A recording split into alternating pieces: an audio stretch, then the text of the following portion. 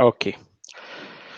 So, dear students, in the previous class, we had studied about the phylum Chordata, how they are divided into three subphylums: subphylum Urochordata, subphylum Cephalochordata, and subphylum Vertebrata.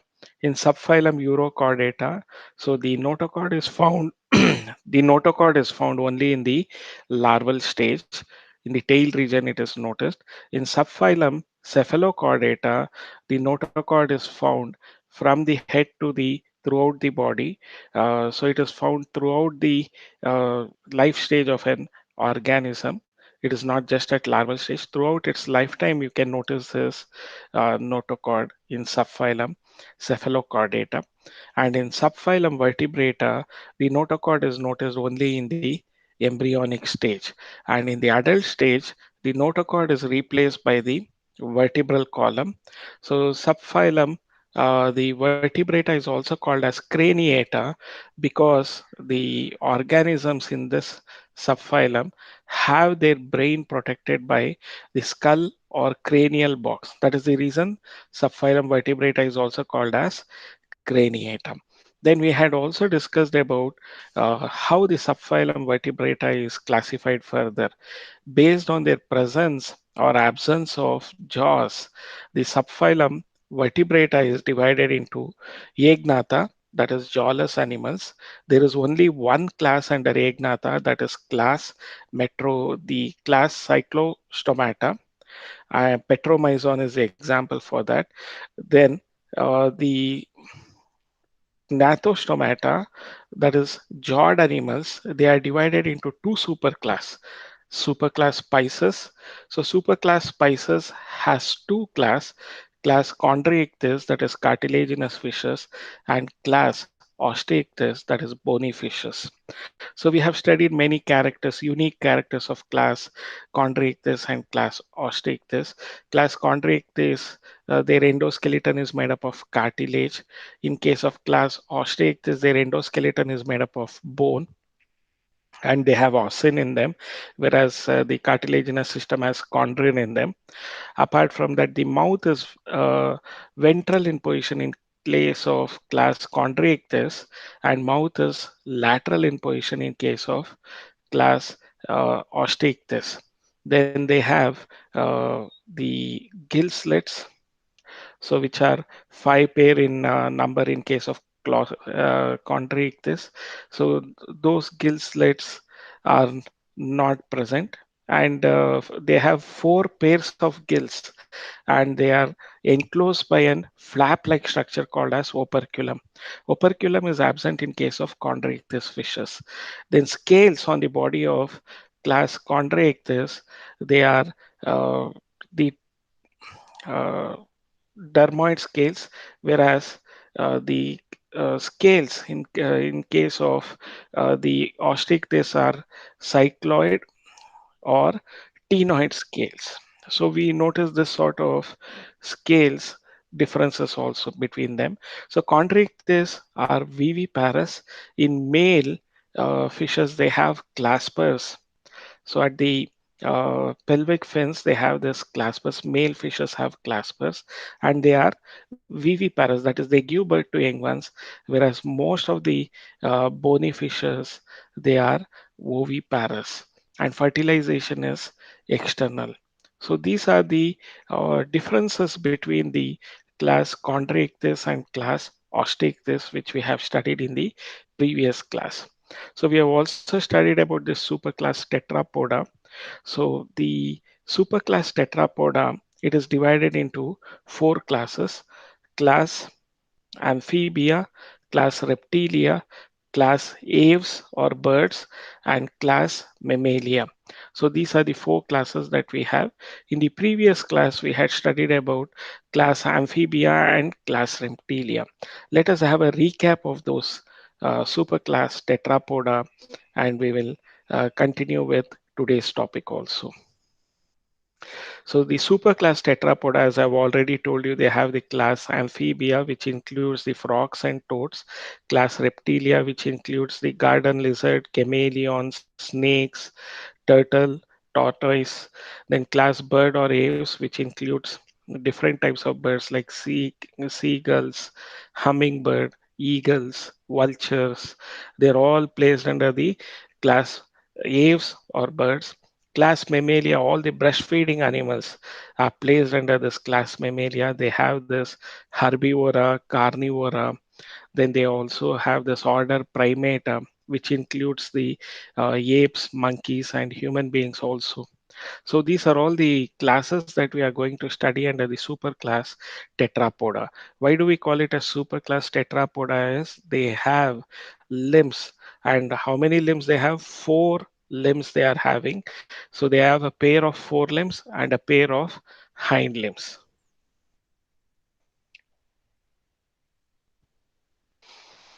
So now let us discuss the class Amphibia, the general characters of class Amphibia. So they are living in aquatic and terrestrial habitats and need water for breeding. Water is a necessity. When we say amphibia, it means dual life.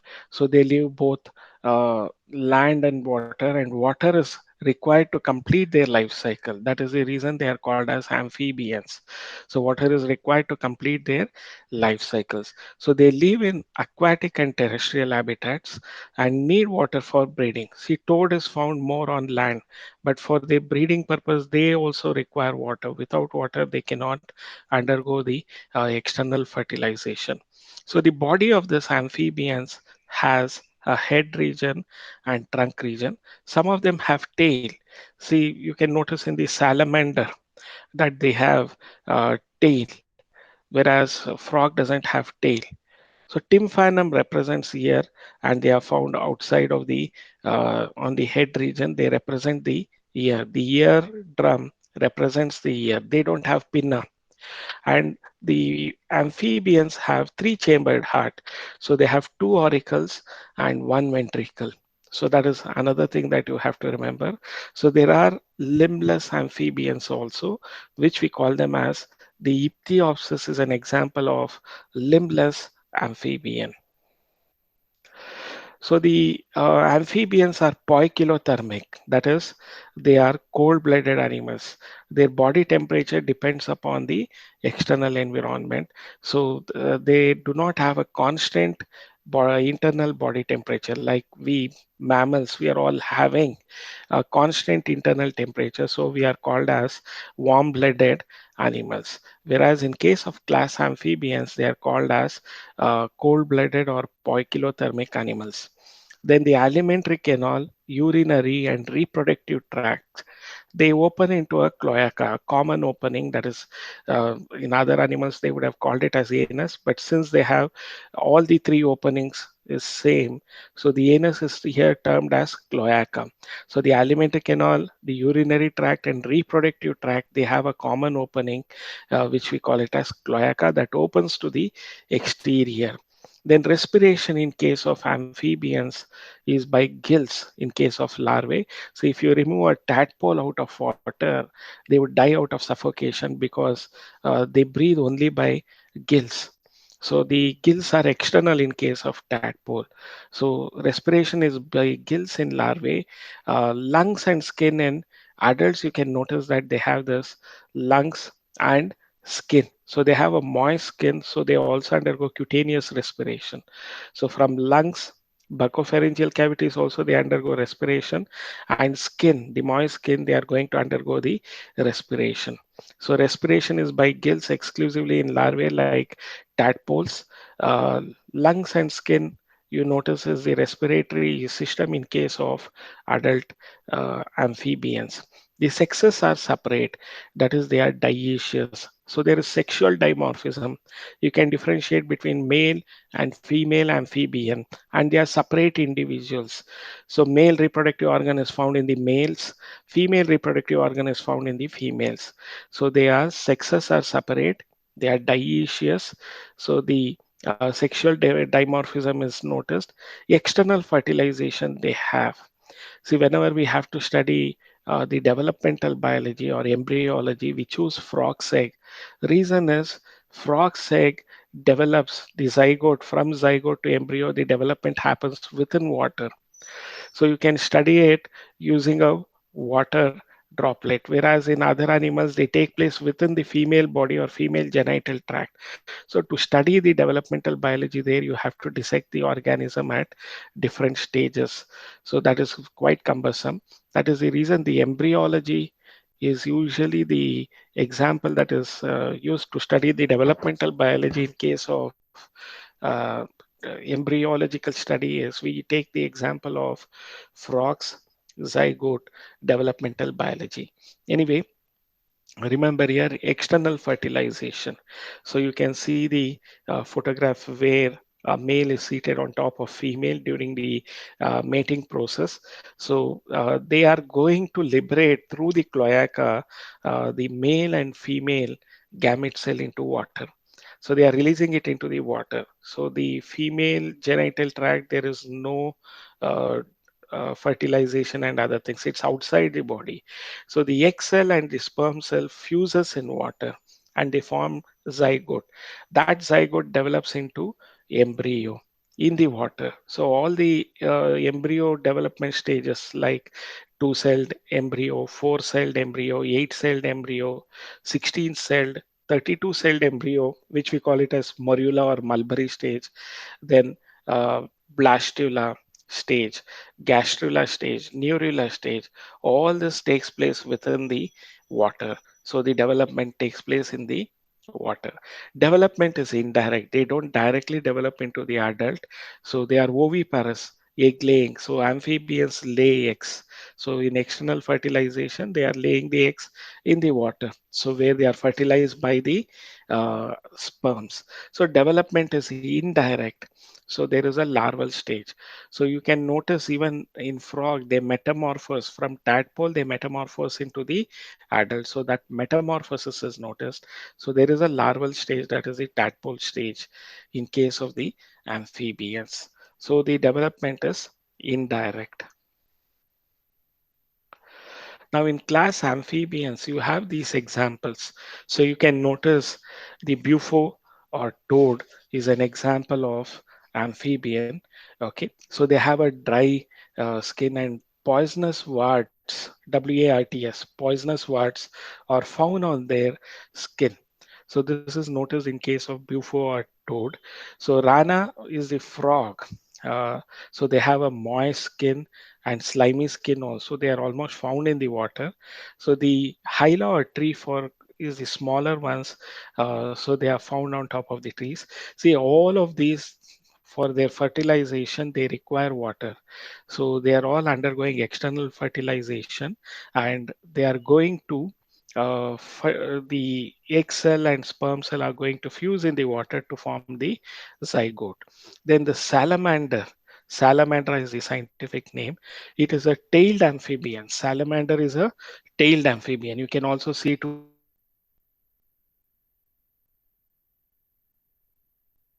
towards the left side the salamander at the the salamander at the adult stage. Then ichthyopsis, limbless amphibian. So remember this example in CET or NEET, they might ask you the limbless amphibian is. So salamander, ichthyopsis, bufo, rana, they might give this example. So the answer is ichthyopis. The next class that we have for study and we have studied in the previous classes, reptilia.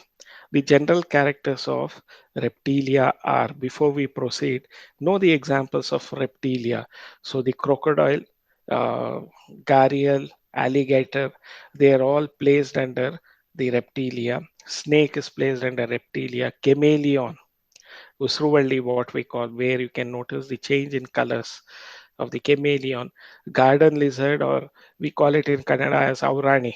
Okay, so that is also placed under reptilia. Snakes are placed under reptilia. You can see here the snake is shedding its skin. That is their scale part of it as and when they are growing further. So this is called as ecdysis or molting that takes place periodically during their developmental stages. There is also a picture of scutes on the alligator foot that you can notice. Tymphanum. which forms the ear even in case of reptilians. Reptilians are also undergoing external fertilization in a few of them, but majorly they are internal fertilization within the female body. Okay, and they are also egg laying. So the turtles and tortoises are also placed under class Reptilia. So the earlier Jurassic period, you might have noticed it was the golden age of reptiles where dinosaurs, different types of dinosaurs were there. So most of them have become extinct, and today we have uh, a few reptilians in the present modern era. So let us discuss about the general characters of class Reptilia. So they have a dry and cornified skin. Epidermal scales or scutes are present as exoskeleton. See, outside their exoskeleton is made up of scales or scutes. Even in fishes, they were made up of scales. So you know that dermoid scales were found in cartilaginous fishes, and in case of the bony fishes, you found this cycloid or ctenoid scales. But in case of the reptilians, you find a dry and cornified skin. Epidermal scales can be present or scutes can be present. The snakes and lizards, they shed their scales as skin cast, and we call that process as molting or ecdysis. You also notice this in case of uh, the cockroach. Also you can notice this ecdysis.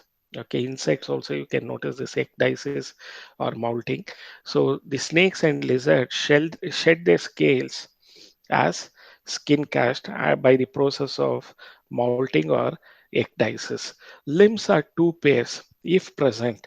In case of snakes, there are no limbs. They are limbless reptiles, snakes. So limbs are two pairs if they are present, a pair of forelimbs and a pair of hind limbs. So they exhibit crawling mode of location. So crawling mode of locomotion you can notice. The tympanum it represents the external ear. So tympanum represents the ear. They don't have pinna. Mammalians have pinna, so the ear pinna is not there. Tympanum represents the ear not only in amphibians but also in reptiles. So the reptiles, they have three-chambered heart, but a septum is there which partially separates the ventricle. The reptiles have a three-chambered heart, but they have a septum which is partially separating the ventricle. So you can notice in the below diagram, they have three-chambered, two auricles and a ventricle, but a ventricle is partially separated. Half of it is not separated, partially separated by a septa. Okay, in case of crocodile, they have four chambers. So they are four chambered and the separation is complete in ventricle. So the heart is four chambered in case of crocodiles. So they are poikilothermic animals. Reptiles are poikilothermic animal, that is they are cold-blooded animals. Even their external environment determines their body temperature. So their temperatures are dependent upon the surroundings or external environment. So they have a well-developed alimentary canal, that is they have mouth and anus. So well-developed alimentary canal or digestive system is noticed in case of reptiles. Respiration in reptiles is by lungs. If the internal fertilization takes place. In case of amphibians, it was external fertilization. Internal fertilization implies that uh, the sperms are introduced into the female genital tract, and the sperms and the egg cell, they fuse within the female body in their genital tract. So the sperm and the egg cell fuse within the female genital tract. So that is the reason we call it as internal fertilization, and it is oviparous. So they lay eggs. So they have a calcareous shell on the outside. They lay eggs. They are oviparous. From snake to the turtle and tortoise, they are all egg laying. So they are oviparous. Reptiles are oviparous. Development is direct. They don't have any larval stage. So development is direct in case of reptiles. So these are the attributes of a reptile and their salient features. Okay, now the examples for Reptilia are, so the Chelon is the turtle. The scientific name of turtle is Chelon. So Testuda is a tortoise. The chameleon or Usruvalli, what we call it as, which changes its color as per its nature, and they have very good camouflage. Camouflage is the change of their colors as per their surrounding backgrounds. So chameleon exhibits that camouflage nature in them that prevents them from being captured by the predator. See, camouflaging is one way of avoiding the predators and being caught by them. So chameleon is a tree lizard. It is commonly called as hemidactylus, the wall lizard. So that is Hemidactylus. So the Calotus is called as the garden lizard. So in Kannada we call it as Aurani. So for chameleon we call it as Usruvalli. So Aurani we call it as Calotus. So garden lizard, and Crocodilus. Crocodile we call it as alligator. There is also gharial. They are the three types of crocodiles: Crocodilus, crocodile type, alligator, and gharial. So gharial has much more sharper mouth. Okay, so crocodiles have a broader mouth, especially the snout part of it. So the alligator and gharial, they are the types of different types of crocodile. So if you visit Madras, there is crocodile park as well as snake park in Gindi. So if you visit, you can notice many of these varieties that they have breeding there, and they are conserving them there. The poisonous snakes that you can notice in class Reptilia, Naja, Cobra, Naja, we call it as. So the king cobra is called as Naja. So their scientific name is a tautonym. That is their genus and species name. They are the same.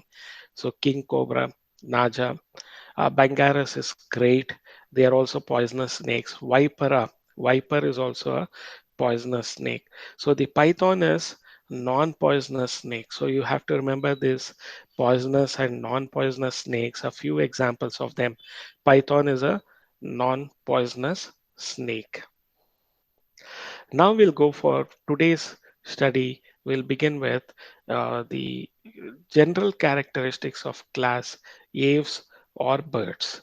So if you remember this birds, different examples are there, from sparrows, the robin, then there is the parakeets, parrot, then there is hen. So then we also have the peacock. There are a lot of varieties of them. So there is birds with flight and flightless birds like ostrich, emu, kiwi. So kiwi is the national bird of New Zealand, isn't it? So these are all the different types of flightless birds that we notice. So let us understand what are the modification of birds or aves, class aves, for the aerial life. They also call it as volant mode of adaptations. That is for aerial life, what are the adaptations that they have? So most of them, they have to fly. So their body weight has to be lesser. So you should remember that a lot of adaptations are there within their body structure to have a lesser body weight and to have lesser air resistance. Okay, so let us discuss about the general characters of class aves or birds. So the presence of feathers and beak. See, the exoskeleton of birds are made up of feathers. In exoskeleton of mammals is hair. Exoskeleton of reptiles are scales or scutes. Even exoskeleton of fishes are scales. So, but the exoskeleton of birds are feathers. Feathers are there. You find feathers of different nature. At the tail region, they would be longer. So throughout their body, the feathers might be of different size. So they have feathers and beaks. Their jaws are developed into beaks. The shape of the beak itself indicates their mode of life. Seed eating has a different type of beak shape. So those which are capturing the insects, they would be having a different type of beaks. In case of hummingbird, which has to suck the nectar from flowers, they have a different types of beaks. So the beak is the modified jaws that you find in case of birds. So the scavenger birds have a different types of beaks. The predators like eagle, kites, their beaks are different. It is meant to tearing the flesh. So the modification of beak itself indicates what type of nutrition they have, what type of feeding habits they have. Okay, so the forelimbs in case of birds are modified into wings. The forelimbs are modified into wings. They have a dry skin without glands. Their skin is without glands except the oil gland at the base of the tail. So they are having a dry skin without glands except the oil gland at the base of the uh, what do you call it as feathers. At the base of the feathers you can find the oil glands. That is one aspect that you have to remember about. Apart from that,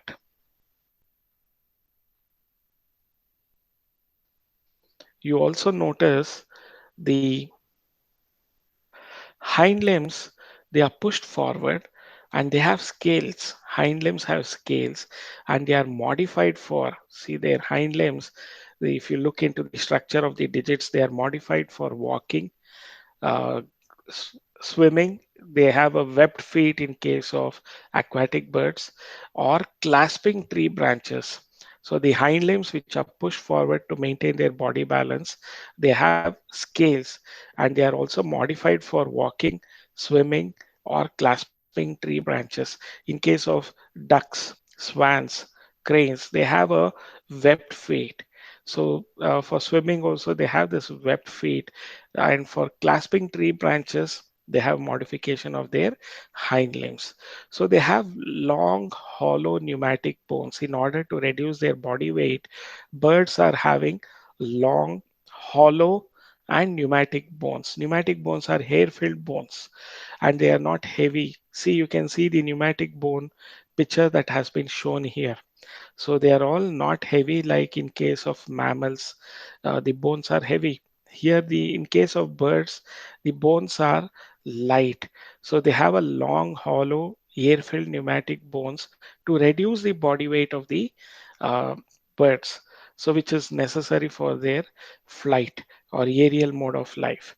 Tympanum represents the ear. You can notice the tympanum at the end.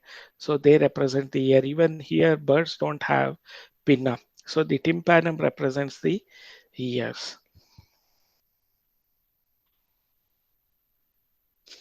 So birds have four-chambered heart, a pair of auricles and a pair of ventricles. So they are homeothermic. Birds are homeothermic, or we call them as warm-blooded animals.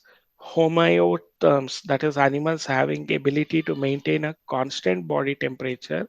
We call them as homeotherms. So they poikilothermics are cold-blooded animals. That is amphibians and reptiles were cold-blooded animals. Birds and mammals are warm-blooded animals. They are homeotherms.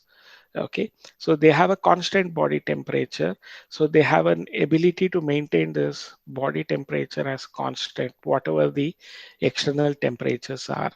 So the digestive tract in case of these birds has additional chambers. So you can notice here the crop and the gizzard is noticed in case of this birds. So the digestive tract of birds, they have additional chambers like the crop and gizzard. They have double respiration. Ear sacs are connected to the lungs. So they have double respiration and ear sacs are connected to the trunk. So here you can see the other picture that they have forward air sacs and they are connected to the trunk. So they have double respiration, they have air sacs and lungs. Especially they also have this forward air sacs and rear air sacs. So air sacs connect to the lung. So this helps in the aerial mode of uh, flight. Whenever they are in flight, it helps them in controlling the amount of air that the lungs receive. So double respiration, you can notice the air sacs are at the forward region as well as the rear air sacs are there, and these air sacs are connected to the lungs. Internal fertilization, you can notice in case of uh, birds, like aves, birds or aves, that is internal fertilization is the sperm fuses with the egg cell within the female genital tract. So there is an internal fertilization, and birds are oviparous, that is, they lay eggs. Birds are oviparous, they lay eggs. The development is direct in case of birds. So the birds are egg laying, so they have a calcareous egg. Development is direct. So once the chick hatches from the egg, they develop into the adult. So there is no larval stage. So development is direct in case of birds. So they exhibit internal fertilization. They are egg laying animals, that is, they are oviparous. Development is direct because they don't have any larval stages. So now the examples of class birds or aves are corvus or crow. See here you can see that it is more a raven because it is completely black in color. So whereas you have a collar like ash color in case of crow. So the corvus or crow. Then Columbia or pigeon. The scientific name of pigeon is Columba. Then parrot scientific name is Sitacula. So the parrot has a scientific name of Sitacula. Then the ostrich, the flightless bird, ostrich, the Strutio. So largest egg you find in case of the ostrich bird. So their scientific name is Strutio. Okay, the scientific name of peacock, you should remember the complete scientific name, Pavo cristata, because it is our national bird. So remember the complete scientific name of peacock, Pavo cristata. So the penguin is also a flightless bird. So its name is scientific name is Aptenodytes. So the vulture, which is a scavenger, its scientific name is Neophron. So just look into their beaks. The fish catching birds, they have a different type of beaks. So those which are scavengers, they have a different types of beaks. The seed eating, fruit eating birds have a different type of beaks. The scavenger has a completely different type of beaks. So these are some of the examples of different types of birds. Corvus, crow is an example for flight birds. Columba or pigeon, flying birds, they are all examples. For Sitacula or parrot is a flying bird. Pavo cristata and vulture is also a flying birds. The flightless birds are Strutio, ostrich. Then you can remember about kiwi bird, emu bird. Then Aptenodytes, penguin is also a flightless bird. They can glide. Gliding is different. So after the completion of the general character of birds or aves, we'll go to the general characters of class Mammalia. So mammalia or breastfeeding animals, you should remember that mammals, mammae means breast. So the breastfeeding animals are all called as mammalians. So the presence of mammary glands, milk producing glands, so we call them as mammalia. So the exoskeleton in case of mammals, they are made up of hairs. In case of birds, the exoskeleton was the feathers. In case of reptiles, the exoskeleton was scales or scutes. In case of fishes, their exoskeleton was scales. Okay, so they have two pairs of limbs for walking, running, climbing, burrowing, swimming, or flying. See, there are different functions for this limbs. They have two pairs of limbs because of which we call them as they are placed under the uh, superclass tetrapoda, isn't it? So, in case of human beings, we have two pairs of limbs, a pair of hands and a pair of legs, which is the hind limbs. So, we are bipedal in walking nature. That is not the case in all the animals. In majority of the mammalians, you find that all the four limbs are used for walking, running, climbing, burrowing, swimming, or flying. So all the reptiles have external ear. See, in case of, sorry, the mammals have external ears or pinnae. In case of reptiles and amphibians, you notice that they had tympanum. So there was no external ear or pinna. For the first time in case of mammalians, you notice that there is an external ear or pinna. And they have four-chambered heart with a pair of auricles and a pair of ventricles. They are homeothermic. Mammalians are homeothermic. That is, they have a constant body temperature, and there is a control of this thermoregulation is also there to maintain this constant body temperature. They have a regulation mechanism also. So they are homeothermic. So the mammalians are warm-blooded animals or homeotherms. So you can see in this diagram the four-chambered heart. So pinna in case of mammals, even in case of cow, you can see the pinna. The external ear or pinna is noticed.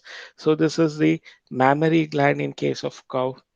Okay, then we have here the structure of this mammary glands. Then the example of a herbivore cow, carnivore or a predator lion.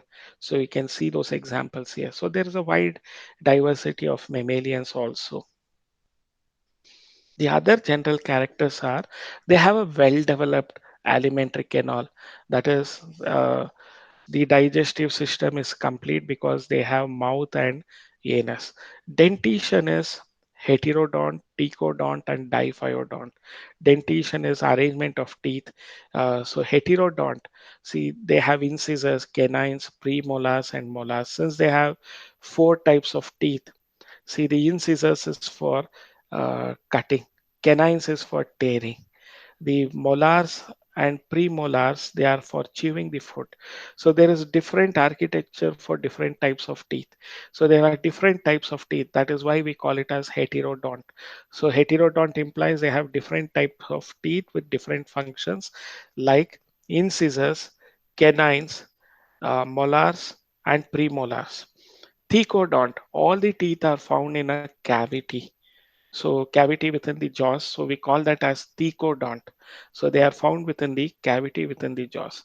Diphyodont, they have two set of teeth. The primary set or temporary set or milk set, we call it as the secondary set or permanent set of teeth they have. So they have two set of teeth in their lifetime. So the primary set or the milk set or the uh, first set of teeth, then it is also temporary set. So then the permanent set of teeth or secondary set of teeth you notice. So since they have formation of tooth at two different stages of their life, we call them as diphyodont.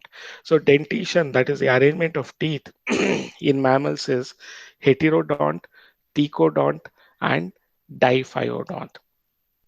Okay, respiration in case of mammals is by lungs, and sexes are separate.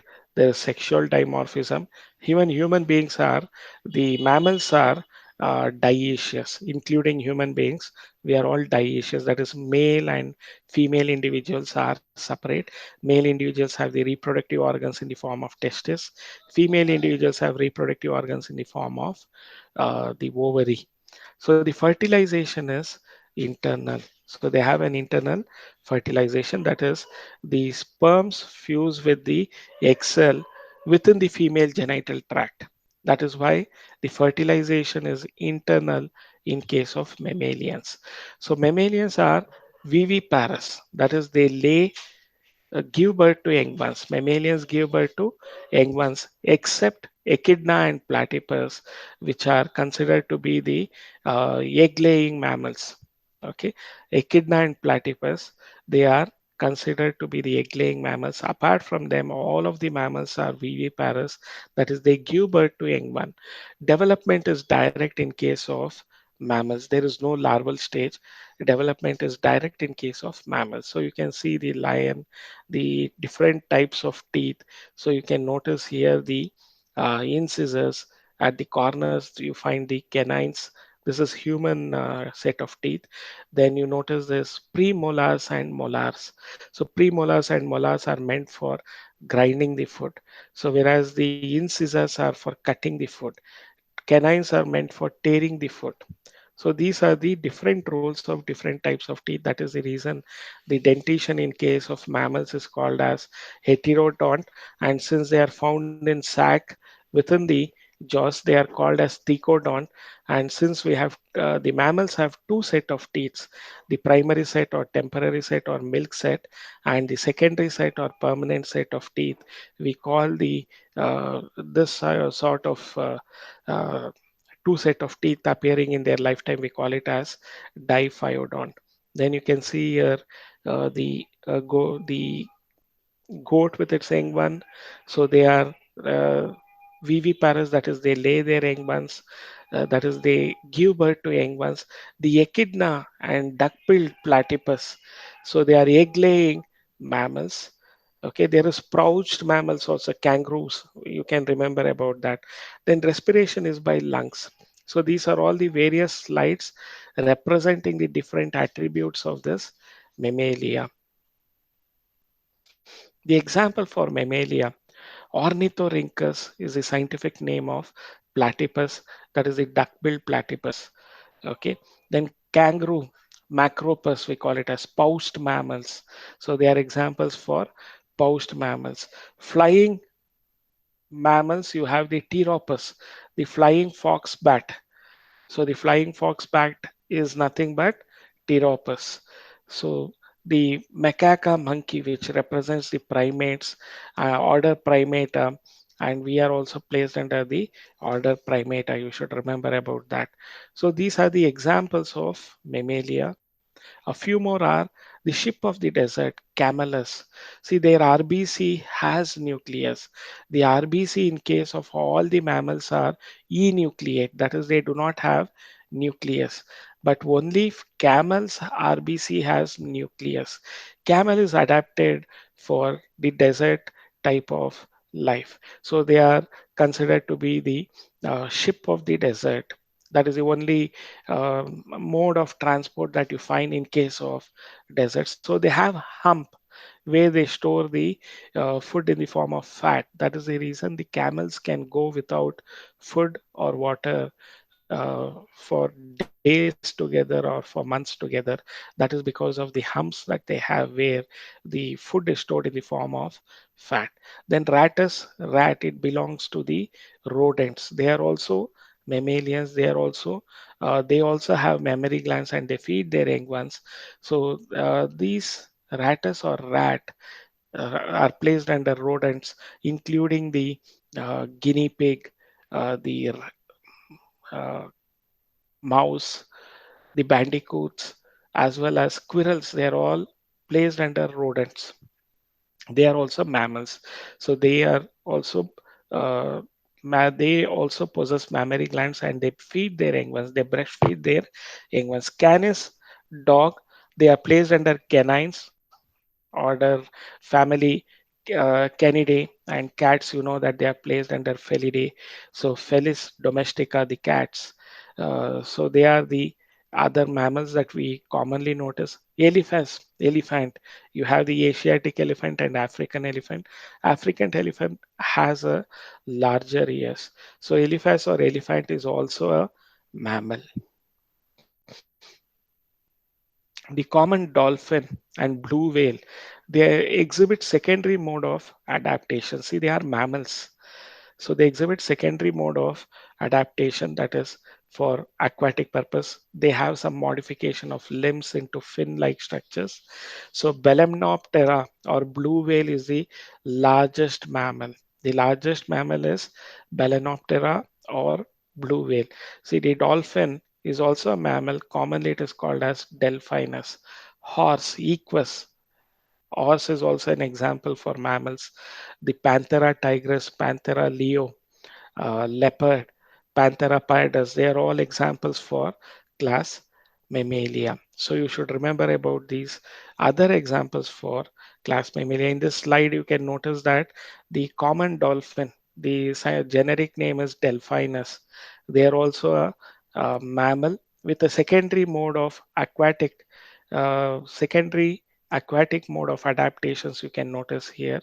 So wherein their limbs are modified as fins, including blue whale, the largest mammal, blue whale or Balanoptera is also a mammal. So equus, horse also comes under mammals. The Panthera tigris, Panthera leo, Panthera uh, pardus, they are all placed under the order Carnivora, family Felidae. So including the cats, the domesticated cats, that is Felis domestica. See, they are all having this, what you call it as carnivorous type of uh, nutrition, and you can notice them in them they have a well developed canine teeth, which is meant for this carnivorous mode of life. So the horse, they come under herbivora, including the uh, cattles, cow, buffaloes, they're all placed, deer, they're all herbivores. Okay, their teeth arrangement would be lesser number of canine teeth you can notice in them. So that completes our animal kingdom. So all the other videos concerned with this regular classroom videos, I had recorded it in my uh, previous college, so that I was working. So you can see the classroom videos of it. So what you are seeing at present is the digital classroom, that is a regular classroom where I had recorded it. So if some of you find it comfortable in a regular classroom and you want to have a feel of regular classroom, you can visit this different links. You just have to click onto this blue link and it leads you to the concerned website. Okay, that completes our animal kingdom. Now the question and answer session is with you. You have any uh, clarification or doubts, you can get it done. So do you have any doubts or clarifications? You can ask me now.